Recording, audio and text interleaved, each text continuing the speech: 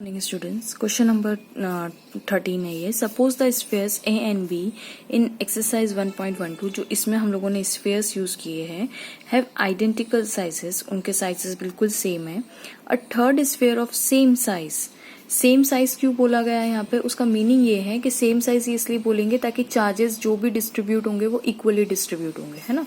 A third sphere of same size but uncharged, यानी उस पर कोई चार्ज नहीं, is brought in contact with the first, पहले के साथ लाया गया, then brought in contact with the second, and finally removed from the both, और दोनों से रिमूव कर दिया गया। What is the new force of repulsion between A and B? ये चार्जिंग बाय कंडक्शन का केस है, जो मैं ऑलरेडी एक वीडियो बना चुकी हूँ, प्लीज उसको देखिएगा। चलिए यहाँ पे हम क्वेश्चन नंबर 13 करते हैं। बढ़िया क्वेश्चन है।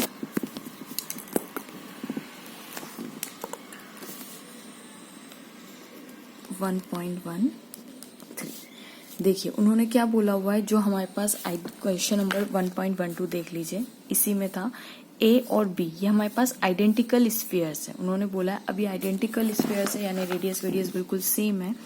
तो ये हमारे पास था ए और ये हमारे पास था बी, राइट। ये आइडेंटिकल स्फीयर थे। तो इस पे जो चार्ज था पहले वो था क्यू ए, और इस पे जो चार्ज था वो था क्यू बी, ये स्फीयर्स पे, and they have certain distance, इनके बीच की कुछ ना कुछ दूरी थी।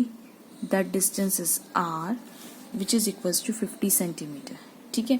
और ऑफकोर्स इन पे चार्ज भी दिया हुआ था 6.5 इंटू 10⁻⁻7 कूलम्स, है ना, वो भी हम नहीं लिख रहे हैं। अब क्योंकि ये ऑलरेडी चार्ज है, दे बोथ आर आइडेंटिकल, है ना, इन 1.1 हैव आइडेंटिकल साइजेस। अब हम लोगों ने क्या काम किया हुआ है, हम लोगों ने एक थर्ड स्फीयर लाया हुआ है। Okay, we have taken a third sphere. ये लीजिए, हमने एक थर्ड स्फीयर बना दिया जो कि एग्जैक्ट सेम कॉपी है इन लोगों का, मतलब आइडेंटिकल साइज का मतलब है कि रेडियस सब सेम है। तो इसको हम नाम दे देते हैं सी स्फीयर। मैंने इस पे चार्ज क्यों नहीं डाला, क्योंकि उन्होंने ऑलरेडी बोला हुआ है कि इस पे जो चार्ज है वो कितना है, क्यूसी जो चार्ज है वो है 0, मतलब इस पे कोई चार्ज नहीं है, ठीक है। अब पहले हम ये काम करते हैं कि इसको, ये फर्स्ट वाला स्फीयर जो ए स्फीयर है और ये सेकंड वाला स्फीयर जो बी स्फीयर है, हम इसके कांटेक्ट मिलाते। तो पहले उन्होंने बोला कि फर्स्ट स्फीयर से कांटेक्ट करवाओ, तो हम इससे कांटेक्ट करवाते हैं। अब कांटेक्ट करने पे क्या हो रहा होगा, कांटेक्ट करने पे कुछ हमारे साथ ऐसा हो रहा होगा, ये हमारा ए स्फीयर है और ये हमारा है सी स्फीयर, ये दोनों आए कांटेक्ट के अंदर, है ना। चार्जिंग बाय कंडक्शन में हमें कांटेक्ट करना पड़ता है ना, है ना। अब ये आए कांटेक्ट के अंदर। अब इस पे जो चार्ज था वो था Q और इस पे जो चार्ज था वो था 0। तो अब क्या होगा, क्योंकि आइडेंटिकल है और कंडक्शन हो रहा है, तो मैंने बताया था कंडक्शन के वीडियो में कैसे लास्ट का एंड प्रोडक्ट, उसमें क्या होता है, हमारे पास ये होता है कि दोनों ही स्फीयर्स जब अलग होंगे तो दे हैव नेट चार्ज, मतलब अगर आइडेंटिकल है तो अगर इसमें चार्जेस बिल्कुल सेम डिस्ट्रीब्यूट होंगे, मतलब अगर ये पॉजिटिव है तो ये भी पॉजिटिव में एंड होगा, और जितना इस पे चार्ज है उतना इस पे भी चार्ज होगा, दोनों पे चार्जेस सेम हो जाएंगे, मोटे मोटे तौर पे ये है। तो Q, इस पे चार्ज कितना है Q, इस पे चार्ज कितना है 0, तो Q plus 0 divided by 2 that is Q by 2। इसका मतलब जब ये अलग अलग होंगे तो क्या हो रहा होगा इनके साथ, ये जो A वाला है इस पे चार्ज कितना आ गया होगा Q बाई 2, और ये जो C वाला है इस पे चार्ज कितना आ गया होगा, ये भी आ गया होगा Q बाई 2, ठीक है। दोनों पे चार्जेस कैसे इक्वल डिस्ट्रीब्यूट हो गए होंगे। अब ये, सॉरी ये मैंने अलग कर दिया ना, मतलब इक्वल चार्ज हो गए होंगे। एंड नाउ कुछ ऐसे बन चुका होगा कि C वाले पे Q बाई 2 आ गए होंगे अलग होने पे, और A वाले पे आ गया होगा Q बाई 2, ठीक है। अब हमने क्या किया, इसको अब लेके गए B के पास, यानी अब इन दोनों का कांटेक्ट करवाया, तो वापस से वही केस आ गया हमारे पास। जब B के कांटेक्ट में करवाया तो कुछ सिनेरियो ऐसा बना होगा, ये हमारे पास B है, इस पे अभी चार्ज कितना है, इतना है, ये हमारे पास C है जो कि इसको टच कर रहा है, तो इस पे चार्ज कितना है Q बाई 2। तो रिजल्ट अब क्या होगा, क्योंकि कंडक्शन है net charge will be same, यानी ये भी पॉजिटिव पैंड होगा, ये भी पॉजिटिव, और क्योंकि आइडेंटिकल सब कुछ सेम है तो जितना इस पे चार्ज होगा उतना ही नेट चार्ज इस पे भी होना चाहिए। तो क्या हो जाएगा, Q plus Q by 2 divided by 2, मतलब कितना हो जाएगा ये 3Q बाई 4। ये यहाँ पे गया 2 1 ज़ा 2, 2 प्लस 1 3, और ये 2 नीचे आ जाएगा तो 4, है ना। तो 3Q बाई 4 हो चुका होगा चार्जेस। अगर नहीं समझ में आया तो मैं साइड में इसकी कैलकुलेशन करके बता देती हूँ। देखिए ये यहाँ पे Q plus q by two divided by two, इन दोनों का एलसीएम लेंगे तो टू ऊपर नीचे मल्टीप्लाई करेंगे तो कितना हो जाएगा 3q by two divided by to, अब ये 2 नीचे आ जाएगा तो 3q बाई 4, 2 2 सा 4। ओके, तो इसका मतलब अब ईच स्फीयर पे कितना चार्ज आ गया, मतलब अब ये रिजल्टेंट कैसे दिखेंगे, तो देखिए यहाँ पे ये अपने पास था बी स्फीयर जिस पे ये टच किया एक दूसरे को, तो इस पे भी चार्ज कितना आ गया 3q बाई 4, और सी वाले पर, ये सी वाला था हमारे पास स्फीयर, ये सी वाला था, इस पे भी कितना आ गया 3q बाई 4। अब ये भी दूर चला गया, तो इसका मतलब अब हमारे पास जो हमारे पास अब डायग्राम बनेगा वो कैसा बनेगा, ए पे कितना चार्ज आ गया q बाई 2, बी पे अब कितना चार्ज आ गया हमारे पास 3q बाई 4, और दोनों की डिस्टेंस कितनी है r तो है ना, दोनों की डिस्टेंस से कोई छेड़खानी नहीं की क्योंकि क्वेश्चन में हमें कोई इन्फॉर्मेशन नहीं दी हुई। ऑफ कोर्स ये दोनों एक दूसरे को रिपेल कर रहे होंगे, force F, force on b due to a यहाँ लग रहा होगा, और force on a due to b यहाँ लग रहा है, ये force on b due to है, force on a due to ये यहाँ पे लग रहा होगा। तो अब बताना है हमें कि अब फाइनल फोर्सेस, ऑफकोर्स ये रिपल्शन करे क्वेश्चन में भी दिया होता, पर कितना, तो अब ये जो नया फोर्स बना उसको F डैश नाम दे देते हैं, K Q A Q B divided by are square. देखिए अब ये, अच्छा ये क्योंकि नया चार्ज हो गया है तो मैं इसको डैश डैश करके नाम दे दूं, ठीक है, तो अब क्या हो गया होगा के क्यू ए डैश की वैल्यू कितनी हो जाएगी, ये के ये is equals to q a dash, ये equals to q b dash, तो that is q by 2 into 3q by 4 divided by are square. तो अब देखिए के क्यू इस 3 को q a dash q b dash that is 3 q का square हो जाएगा, है ना, सो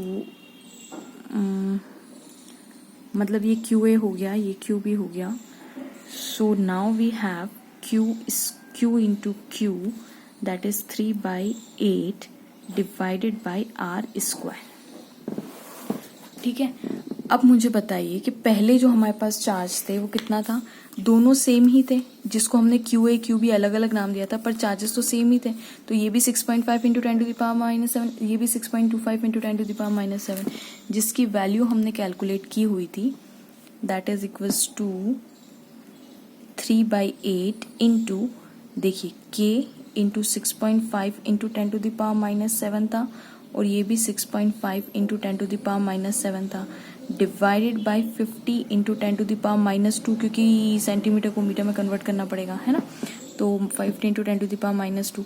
अब मुझे बताइए इस पूरे की वैल्यू हम लोगों ने पहले क्वेश्चन में कैलकुलेट की हुई है, देखिए यहाँ पे, ये देखिए क्यू ए क्यू बी इतने की वैल्यू हम लोगों ने पहले ही कैलकुलेट की हुई है, ये देखिए Q A Q B 6.5 into 10 to the power, ये पूरा के पूरा के की वैल्यू यहाँ पे 9 इंटू 10 टू द पावर 9, इस पूरे की जो वैल्यू हम लोगों ने कैलकुलेट की थी वो कैलकुलेट की थी 1.52 into 10 to the power minus 2।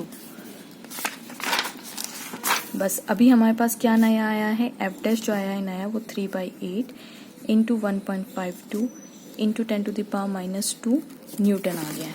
ठीक है, अब अगर इसको हम कैलकुलेट करने जाएंगे तो 3 2 6 3 5 15 3 1 3 4 और 8 into 10 to the power minus 2, और इसको हम कैलकुलेट करेंगे तो 8 5 40 आ जाएगा, और 5 8 7 8 5 40 0.57 into 10 to the power minus 2 newton, है ना, और इसको आप एसआई में कन्वर्ट करेंगे, मतलब थोड़ा साइंटिफिक नोटेशन में, तो आप पॉइंट को यहाँ पे शिफ्ट करेंगे तो 10 to the power minus 3 newton. देखिए मैंने बहुत मेरे प्रीवियस वीडियोस में बताया हुआ ये कंसेप्ट, मैं वापस से दोबारा रिपीट कर देती हूँ। ये हमारी है जीरो लाइन, ठीक है, और ये हमारी है पॉजिटिव एक्स एक्सिस, और ये हमारी है नेगेटिव एक्स एक्सिस। तो क्या ट्रिक है याद रखने की, ये साइड सारे नंबर पॉजिटिव होंगे और जीरो के इस साइड जाएंगे तो सारे नंबर नेगेटिव होते हैं। लेकिन जब आप, ट्रिक है ये, तो जब आप, अगर ये आपका डेसिमल को आप क्या मान लेंगे, ये 0.57 है, तो ये जो डेसिमल है इसको आप 0 मान लीजिए, है ना, तो अगर आपको इस साइड शिफ्ट करना है तो जीरो के इस साइड क्या होता है, पॉजिटिव होता है, लेकिन पावर में उल्टा होता है, पावर में नेगेटिव हो जाएगा। देखिए मैंने 0 को इस साइड शिफ्ट किया तो -1 ऐड कर दिया। जितने डेसिमल शिफ्ट, जैसे मैंने एक ही डिजिट शिफ्ट किया है तो -1, 2 डिजिट शिफ्ट करती तो -2। तो हमारे पास डेसिमल में क्या हो जाता है, यही नंबर उल्टा हो जाता है। डेसिमल के लिए याद रखिए, डेसिमल के लिए ये नेगेटिव और यहाँ पे क्या आ जाएगा, पॉजिटिव। तो अगर मैं इस साइड शिफ्ट करती जितने डिजिट तो मैं प्लस ऐड करती और यहाँ पे नेगेटिव। अब मैंने इस साइड ऐड किया है तो यानी मैं नेगेटिव ऐड करूंगी, यानी -1, तो आंसर आ गया -3। Thanks for watching. जैसे फॉर एग्जांपल हम थोड़ा सा एग्जांपल ले लेते हैं। जैसे मुझे लिखना है 57.2। अब मुझे डेसिमल को इधर शिफ्ट करना है ना, साइंटिफिक नोटेशन में कन्वर्ट करने के लिए। तो देखिए ये मेरा डेसिमल, इसको मैंने 0 नाम दे दिया। अब मैंने क्या बोला, जब डेसिमल में हम इधर शिफ्ट करते हैं तो हम क्या ऐड करते हैं, पॉजिटिव। अब मुझे एक ही डिजिट तो शिफ्ट करना है, तो आंसर कितना आ जाएगा, 5.72 इंटू 10 टू द पावर, यहाँ पे क्या पॉजिटिव, तो +1। ठीक है। अब अगर मुझे ऐड करना होता, मुझे 57 मुझे कुछ ऐसा करना होता, समझ लीजिए 0.057 होता मेरे पास, तो मुझे डेसिमल कितना शिफ्ट करना होता, 1 और ये 2 यहाँ पे शिफ्ट करना होता। तो पहले डेसिमल को मैं 0 नाम दे देती हूँ। ठीक है, तो कितना हो जाएगा यहाँ पे, 1 और 2 डिजिट शिफ्ट किए, लेकिन कौन सी साइड, इस साइड शिफ्ट कर रही हूँ मैं, है ना। देखिए इस साइड जा रही हूँ, इस साइड में क्या होता है, नेगेटिव।